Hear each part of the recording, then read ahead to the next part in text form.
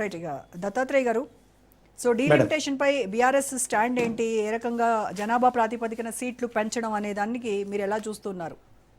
అంటే ఉత్తరాది రాష్ట్రాలకు కేంద్రంలో తిరుగులేని అధికారం ఉంటుంది అనేది ఇప్పుడు అందరిలోనూ కలుగుతున్నటువంటి భయం. అంటే గుడ్ ఈవినింగ్ అండి, మీకు ప్యానెల్లో ఉన్నటువంటి మిత్రులకు, తర్వాత రాజు న్యూస్ ప్రేక్షకులకు, యాజమాన్యానికి. తెలంగాణ రాష్ట్రం యొక్క ప్రాతినిధ్యం అనేటువంటిది డీలిమిటేషన్ ద్వారా ఖచ్చితంగా ఉత్తరాది రాష్ట్రాలకు బెనిఫిట్ అవుతా ఉంది, దక్షిణాది రాష్ట్రాలకు చాలా తీవ్రమైనటువంటి అన్యాయం జరుగుతూ ఉంది. ముఖ్యంగా ప్రధానంగా మనం జనాభా నియంత్రణలో చాలా కట్టుదిట్టంగా సౌత్ రాష్ట్రాలన్నీ కూడా క్రమ పద్ధతిలో జనాభా నియంత్రణలో పాల్గొన్నాయి. జనాభా దామాషా ప్రకారమే పునర్విభజన చేయడం అనేటువంటిది జరిగితే ఖచ్చితంగా, ఫర్ ఎగ్జాంపుల్ ఇప్పుడు ఒకసారి మనం చూసుకుంటే దక్షిణాది రాష్ట్రాల నుంచి మొత్తం ప్రాతినిధ్యం 129 స్థానాలు ప్రాతినిధ్యం ఉంటే పునర్విభజన తర్వాత 164 స్థానాలు పెరుగుతాయి. అయితే మొత్తం ఓవరాల్గా చెప్తా ఉన్నాను, ఒక్క ఉత్తరప్రదేశ్ రాష్ట్రం యొక్క ఎంపీ స్థానాలు 80 ఉన్నాయి ప్రస్తుతము. పునర్విభజన తర్వాత అది 143 స్థానాలకు పోతాయి. అట్లాగే మహారాష్ట్ర 48 స్థానాలు ఉన్నాయి, 76 స్థానాలు పెరిగే అవకాశం ఉంది. వెస్ట్ బెంగాల్ అనేటువంటిది 42 స్థానాలు ఉంటే 60 స్థానాలు పెరుగుతుంది. అట్లాగే బీహార్ 40 స్థానాలు ఉంటే ఏకంగా 79 స్థానాలు పెరుగుతుంది. 40 స్థానాలు ఉన్న బీహార్లో 79 స్థానాలు పెరుగుతున్నాయి అంటే ఆల్మోస్ట్ ఇప్పుడు ఉత్తరప్రదేశ్ స్థానాలకు సమానంగా పెరుగుతుంది. కరెక్ట్. మధ్యప్రదేశ్ స్థానాలు 29 ఉంటే అవి 52 స్థానాలు పెరుగుతుంది. అంటే ఓవరాల్గా తీసుకుంటే ఉత్తర భారతదేశంలో ఇప్పుడున్న పరిస్థితుల్లో అన్ని రాష్ట్రాలు, ఇప్పుడు నేను చెప్పిన ప్రతి రాష్ట్రంలో ఆల్మోస్ట్ ఒక వెస్ట్ బెంగాల్ తప్ప మిగతా అన్ని రాష్ట్రాల్లో బీజేపీ పాలిస్తూ ఉంది. పునర్విభజన ద్వారా జరిగేటువంటి బెనిఫిట్స్ కూడా అత్యధిక స్థానంలో కాంగ్రెస్ పార్టీ కంటే కూడా బీజేపీకి ఎక్కువ బెనిఫిట్ అవుతుంది అనేటువంటిది ఒక అంశం. రెండోది, మన దక్షిణాది రాష్ట్రాల విషయానికి వస్తే ఏపీ ప్లస్ తెలంగాణ కలిపి మనకు 42 స్థానాలు ఉన్నాయి. విడిపోయిన తర్వాత వాళ్ళు 25, మనం 17 స్థానాలు తీసుకున్నాం ఎంపీ స్థానాలు. ఇప్పుడు 54 స్థానాలు పెరిగే అవకాశం ఉంది. ఇంతకుముందు మిత్రుడు కౌశిక్ చెప్పినట్టుగా తెలంగాణ రాష్ట్రానికి 25 స్థానాలు, ఆంధ్రప్రదేశ్ రాష్ట్రానికి దాదాపుగా ఒక 37 నుంచి 38 స్థానాలు, 37 నుంచి 38 స్థానాలు ఆంధ్రప్రదేశ్. 175 ఎమ్మెల్యే స్థానాలు ఉన్న ఆంధ్రప్రదేశ్ 263 స్థానాలకు పోతుంది. అందులో 87 సీట్లు ఉమెన్స్కి పోతుంది. తెలంగాణ రాష్ట్రం విషయానికి వస్తే మాత్రం 119 నుంచి 179 స్థానాలు అవుతున్నాయి. అయితే ఇక్కడ వేరియేషన్, ఇక్కడ ప్రాబ్లం ఏముంది అంటే దక్షిణాది రాష్ట్రాల్లో కేరళలో ఒక్క సీటు కూడా పెరగట్లేదు. 20 స్థానాలు ఉన్న కేరళ 20 స్థానాలకి స్థిరీకరించబడుతుంది. ఇది చాలా ఆలోచించాల్సినటువంటి అంశం.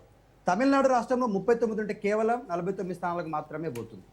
జనాభాలో దేశంలో తమిళనాడు రాష్ట్రం కానీ, కేరళ కానీ, ఆంధ్రప్రదేశ్ కానీ, కర్ణాటక 28 స్థానాలు ఉంటే 41 స్థానాలకు మాత్రమే పెరుగుతుంది. అంటే ఎంత తీవ్రమైనటువంటి అన్యాయం దక్షిణాది రాష్ట్రాల పైన జనాభా నియంత్రణ చేయడం వల్ల ఇది మనకు ఒక పనిష్మెంట్గా జరుగుతుంది. ఉత్తరాది రాష్ట్రాలు జనాభా నియంత్రణలో ఏ స్థాయిలో పాల్గొనే అర్థమవుతా ఉంది. కాబట్టి ఈ ఏదైతే కమిటీ, ఇప్పుడు ఇంతకుముందు డీలిమిటేషన్ కమిటీ అనేటువంటిది రాజ్యాంగబద్ధమైనటువంటి కమిటీ. దాంట్లో సుప్రీంకోర్టు జడ్జి గారు ఉంటారు, ఎలక్షన్ కమిషన్ ఆఫ్ ఇండియా ఉంటుంది, సభ్యులందరూ ఉంటారు, 3 ఉంటారు, చీఫ్ ఎలక్షన్ కమిషన్ కూడా ఉంటారు, అట్లాగే వివిధ రాష్ట్రాల ప్రతినిధులు కూడా ఉంటారు. అయితే దీన్ని మనం జడ్జిమెంట్ వాళ్ళు పునర్విభజన చేసేసి బయటకు రిజల్ట్ ఇచ్చిన తర్వాత మనం క్వశ్చన్ చేయడానికి లేదండి. అది ఏ సుప్రీంకోర్టులో కూడా మనం దాన్ని క్వశ్చన్ చేయడానికి లేదు. కాబట్టి ప్రస్తుతం చేయడానికి మనం ఇప్పుడే ఎట్ ప్రజెంటే దీనిపైన మన యొక్క వాయిస్ వినిపించాల్సిన అవసరం ఉంది. ఇంత పెద్ద ఎత్తున తెలుగు రాష్ట్రాలకు కానీ ప్లస్ దక్షిణాది రాష్ట్రాలకు నష్టం జరుగుతున్నప్పుడు మనం ఏదో ఉమెన్ రిజర్వేషన్, ఇప్పుడు ప్రజెంట్ దేశవ్యాప్తంగా పార్లమెంట్లో ఉమెన్ పర్సెంటేజ్ కేవలం 74 స్థానాలు మాత్రమే ఉమెన్ పర్సెంటేజ్ ఉంది. పునర్విభజన జరిగిన తర్వాత 263 స్థానాలు పెరుగుతాయని చెప్పేసి విశ్లేషకులు చెప్తున్నారు.